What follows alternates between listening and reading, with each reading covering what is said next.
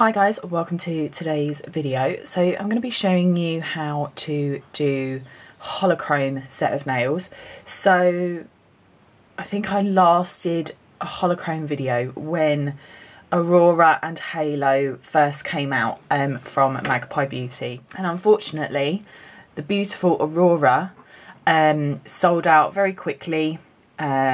Pre-orders started and then Magpie were out of stock of Aurora and she was discontinued for quite a while because there were supply problems. But Aurora is now back at Magpie Beauty, and I have seen quite a few people still asking how to apply her, what's the best way to use her, and some people are having problems with using her as well, but it's really super easy.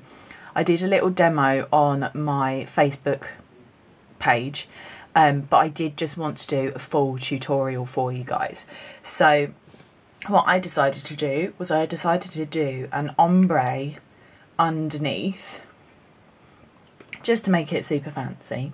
So I decided to do an ombre underneath, and then I'm going to show you how to use Aurora and hopefully go through any issues that you guys might be having with her. I will apologise now for my voice. I actually think I'm losing it. I've got a bit of a cold and it's just attacked my throat.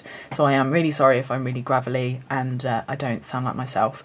But if you want to find out how to create this gorgeous ombre and holochrome set, then just stay tuned. Okay, so the first thing that you're going to need is some gel polishes. So you need a white base and a top coat. So I've got Gelish here, so I'll be using Arctic Freeze by Gelish for my white, and then I've also got the Gelish Top It Off. Now I'm going to be using this one all the way through. I don't generally use no white top coats or anything like that. I find just using the normal top coats and dry wiping the best method for me. Obviously if you have a system which has a no white top coat and that's what you want to use, go for it, that's completely up to you.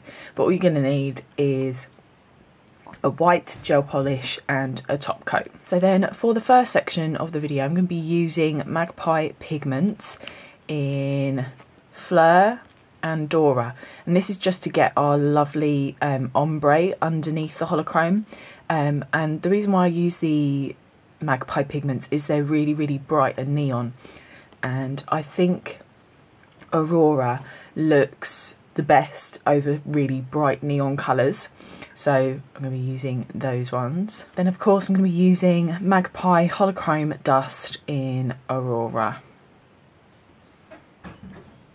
which is you only get 1 gram, but as you can see, even though there's only 1 gram in the 4 gram pot, if you swirl it around, it goes all around the outside. And so I'll show you my sort of technique for getting Aurora to work as well. So to apply the neon pigments, I'm going to be using the Magpie Detailer brush and the Magpie Duster brush. I'll also use the duster brush as well for after Aurora. So then to apply Aurora, I'm going to be using one of these eyeshadow applicator sponges.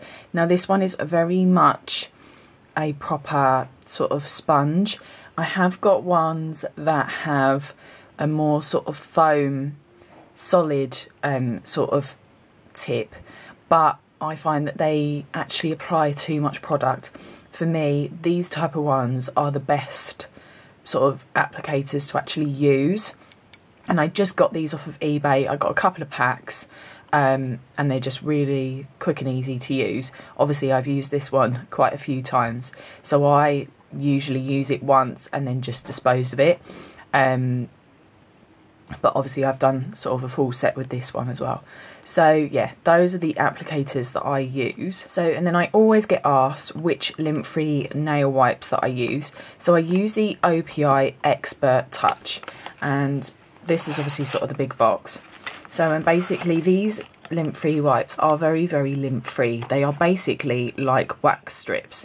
So if you can't get your hands on these, buy some wax strips from Sally's or whatever and just cut them up into little squares and use that. For me, this is the best lint-free wipe to use for everything, especially dry wiping as well. Okay, so the first step is obviously to do your white gel polish. So I've just done 2 layers of gelish Arctic Freeze and cured in between each layer. So there's now the tacky layer on here. So we're going to start applying the pigments. So I'm just going to get a bit of kitchen towel just to put underneath.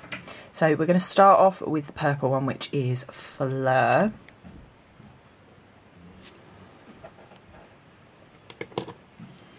And then get our detailer brush. So even though there's quite a bit in the lid here, I'm still going to get some from the actual pot and just put that in the lid and separate it. So, and we're going to start at the cuticle. So I'm just going to start pressing it into the white gel polish and just sort of feathering it down.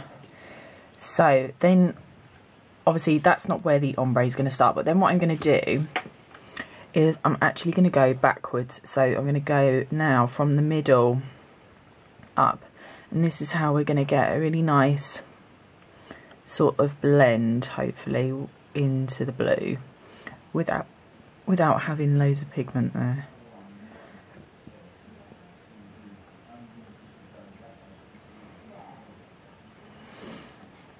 Like that. So then I'm just going to brush the pigment on the kitchen towel to get it off my brush. So then next up I'm going to get Dora.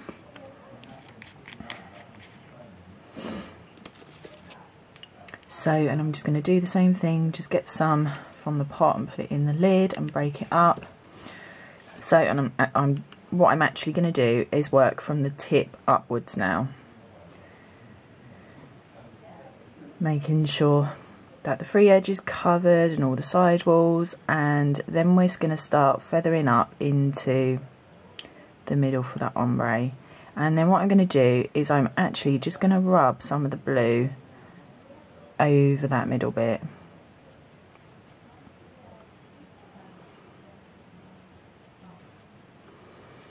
Like that.